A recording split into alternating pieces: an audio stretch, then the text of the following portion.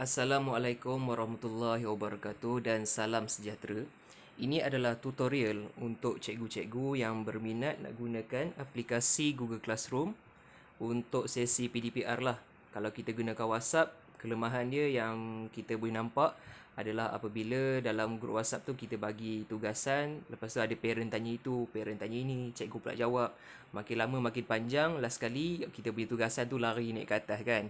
Tapi dekat Google Classroom ni kelebihan dia adalah dia lebih teratur, lebih sistematik sebab dia bersifat one to one. Kita handle murid satu per satu. Okey. Jadi langkah pertama bila kita nak guna Google Classroom ni adalah kita kenalah buat grup. Macam kita nak buat grup WhatsApp kan.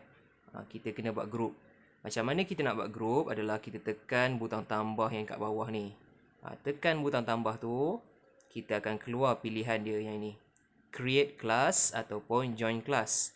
Okay, sekarang create class ni kalau kita nak buat kelas yang baru. Manakala join class ni biasanya murid-murid lah dia nak join kelas kita. Dia nak join kelas kita. Nanti saya akan terangkan untuk join kelas ni dia perlukan password ataupun code. CODE code.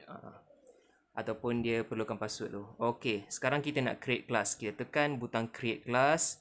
Dia akan bawa kita ke paparan yang ini. Dekat paparan yang ini, apa yang kita kena isi yang utama adalah class name ni lah. Kita kena isi kan. Terpulanglah pada cikgu. Kalau cikgu mengajar satu kelas, contoh cikgu mengajar tahun 2 cemerlang dan cikgu mengajar mata pelajaran bahasa Inggeris. Terus cikgu tuliskan 2 cemerlang English. Macam tu lah. Yang section, room, subject ni bagi saya tak penting. Tak isi pun tak mengapa. Saya sendiri pun tak isi. Untuk tutorial ini, saya gunakan nama kelas name dia tutorial testing guru. Isi yang itu, kemudian create butang biru yang dekat atas ni. Okey, isikan nama kelas, kemudian boleh tekan butang create. Lepas kita tekan yang itu, maka terhasillah kita punya kelas, kita punya group. Okey. Stream ni adalah ini kan stream ni adalah umpamanya kalau kita buka Facebook kan, biasa kita buka Facebook kita akan ada paparan, yang paparan utama tu yang ada macam-macam post tu, post pasal kawan-kawan kita, pasal saudara-saudara kita. Contohnya saudara kita ada upload gambar hari raya, kita nampak kat situ lah, itulah stream. Manakala classwork ni adalah tempat untuk kita upkan kita punya tugasan kita, assignment kita. Manakala people ni adalah kita nak tengok siapa yang ada dalam grup ni lah. Tapi buat masa ni kita baru buat kelas ni, jadi tak ada siapa-siapa lah dalam ni. Okey, sekarang macam mana kita nak invite, kita nak masukkan murid-murid kita. Kita tekan butang gear yang dekat atas ni, butang setting. Kita tekan butang yang itu, dia akan bawa ke sini, class setting. Dekat bahagian bawah ni kita boleh nampak student invite setting. Ada dua cara yang utama, iaitu kita bagi murid kita kod. Class code ni kita bagi dia yang itu. Class code ni adalah password yang saya cakap tadi mula-mula. Murid-murid boleh masukkan kod ni dekat join class, dia masukkan yang itu, dia akan masuk ke dalam grup kita. Cara yang kedua, kita boleh bagi invite link yang ini. Kita copy saja ataupun kita share ke grup WhatsApp, murid tekan link tu, dia boleh masuk ke dalam grup kelas kita. Kelemahan invite link ni adalah bagi saya, siapa-siapa pun boleh masuk dalam kita punya kelas ni. Memang kita boleh remove dia, tapi leceh lah. Orang masuk kita remove, orang masuk kita remove. Jadi lebih mudah kita bagi class code, murid akan ambil code tu, kemudian dia akan pastekan dekat tadi tu, dekat join class, dia akan masuk ke dalam kelas kita. Okey, sekarang untuk tutorial di bahagian classwork. Cikgu tekan bahagian classwork, dia akan keluar paparannya ini. Nampak kosong kan? Kosong ni sebab apa? Sebab tak ada lagi kerja yang kita nak buat. Grup ni baru dibuat kan? Jadi tak ada apa-apa kat sini. Macam mana kita nak mula bagi tugasan? Kita tekanlah butang biru ni. Tekan butang biru ni, dia akan keluar paparan yang ini. Dia akan bagi pilihan assignment, question, material, reuse post dan juga topik. Untuk yang ini, cikgu-cikgu boleh explore sendiri. Dia tak susah sangat pun. Cuma untuk yang ini, saya akan fokus kepada assignment. Lebih mudah kita gunakan assignment saja. Tekan butang assignment, dia akan keluar yang ini, paparan yang ini. Dekat paparan ini, cikgu kena bagilah title. Title ni tajuk tugasan ni apa? Ikutlah. Cikgu bagi tajuk perkembangan tumbuhan ke, tabiat pemakanan haiwan ke, ikut suka cikgu lah nak bagi tajuk apa. Kemudian di bahagian description, dekat sini lah kita bagi penerangan kat murid apa yang dia nak kena buat. Contohnya nombor 1 kita bagi arahan tonton video. Arahan kedua, jawab Google Form. Arahan nombor 3, jawab buku aktiviti muka surat sekian-sekian. Dekat description ni lah yang kita kena terangkan kepada murid benda apa yang dia nak kena buat.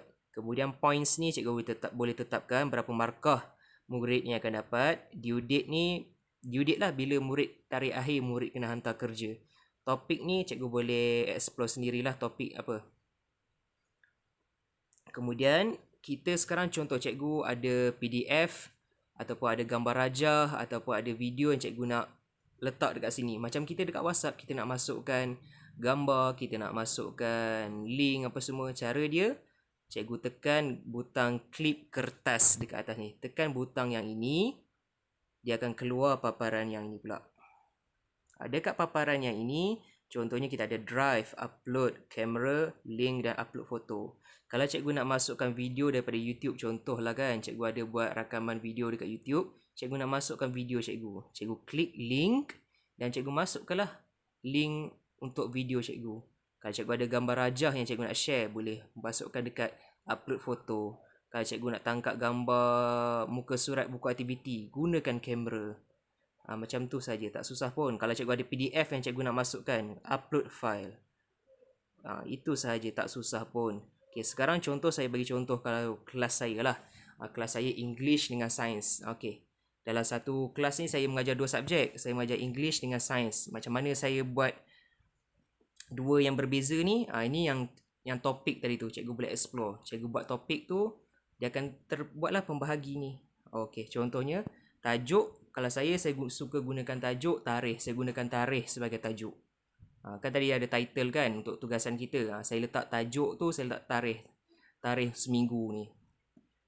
Okey, kemudian kita nak tengok apa kata tugasan yang murid dah buat, murid mana yang dah hantar. Cara dia cikgu klik saja dekat tugasan yang cikgu dah buat. Contohnya kalau klik dekat sini, tugasan yang saya dah buat ni, dia akan keluar paparannya ni. Ini contohlah instructions yang tadi tu. Yang panjang-panjang ni tadi, inilah yang saya cakap tadi. Yang kita kena bagi arahan kepada murid-murid. Ada attachment ni, inilah yang saya masukkan. Video-video, gambar-gambar, PDF. Kat sini lah yang saya masukkan. Kemudian kita nak tengok macam mana orang kata murid mana yang dah hantar kerja, murid mana yang kita dah semak. Cara dia kita masuk ke bahagian yang ini, student work ni. Klik bahagian student work, kita boleh nampak yang ni lah. Ada 2 orang murid baru hantar kerja, lagi 11 belum hantar dan 10 yang saya sudah semak. Yang ini turn in ni maksudnya dia dah hantar tapi kita belum semak, turn in. Manakala assign ni dia belum lagi hantar. Okey, itu saja, tak susah pun. Okey, contohnya yang lain ni kan. Kita tengok murid yang baru hantar ni, Firas Ryan. Dia baru hantar kerja. Saya belum semak lagi ni.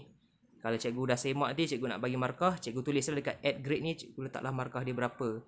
Nak tengok kerja yang dia dah hantar, cikgu kena kliklah gambar yang dia hantar ni. Dah klik, kalau lepas cikgu dah berpuas hati, cikgu dah semak, cikgu masukkan markah dia berapa. Kalau cikgu ada nak komen, contoh nak bagi tahu dia ada buat kesilapan, masukkan add private comment. Dah selesai, cikgu dah bagi markah, cikgu dah bagi komen. Cikgu tekan butang return. Tekan butang return, murid akan dapatlah feedback daripada kita. Dia akan tahulah berapa markah yang dia dapat. Dia akan tahulah apa kalau ada kesalahan ke. Itu saja. Senang saja sebenarnya nak guna Google Classroom ni. Mula-mula memang saya sendiri pun kelam kabut juga nak faham kan. Tapi makin kita guna, makin seronok dan makin senang. Okey, itu saja. Terima kasih.